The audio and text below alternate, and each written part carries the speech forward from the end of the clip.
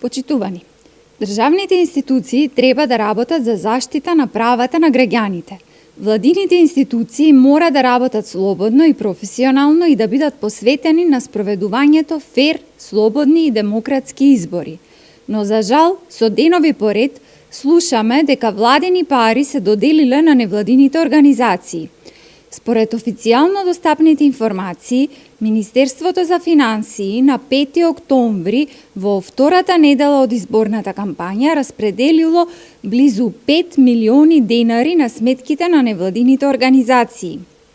Предходно, откако се распишани изборите, владата на невладините организации им распределила и сума од близу 1 милион евра. Сумите кои се префрлени се високи, а одговор од владата се уште нема.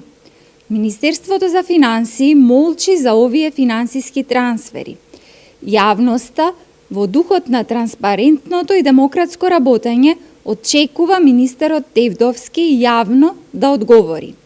За која цел Министерството за финансии токму на 5 октомври во средината на изборната кампања доделило близу 5 милиони денари на невладиниот сектор? Какви проекти понудиле овие невладини организации? По кои критериуми биле распределени средствата? Дали овие средства се доделуваат во изборна кампања за евентуално да го замолчат невладиниот сектор од реакции за изборните насилства? Дали средствата се доделуваат во изборна кампања за можна трговија со гласови кај ранливите групи?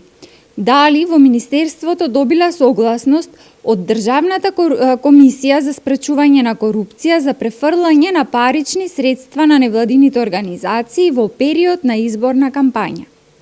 Почитувани, молкот на институциите раѓа сомнеш. Власта, која се стреми да се декларира како демократска, не смее да се обиде преку доделување на финансиски средства да го инструментализира невладиниот сектор.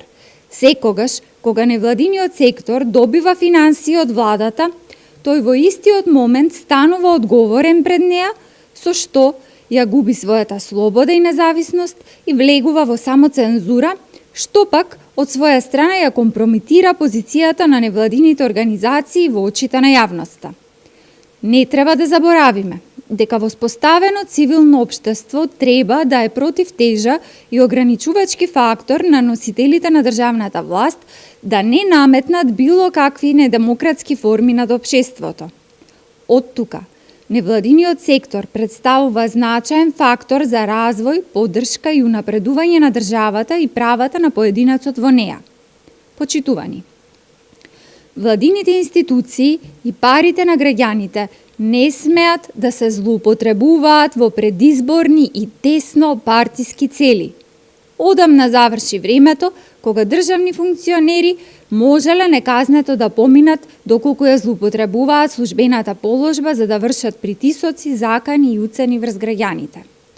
Јавноста има право да знае како се трошат буџетските средства и никој, апсолутно никој нема право да ја подценува.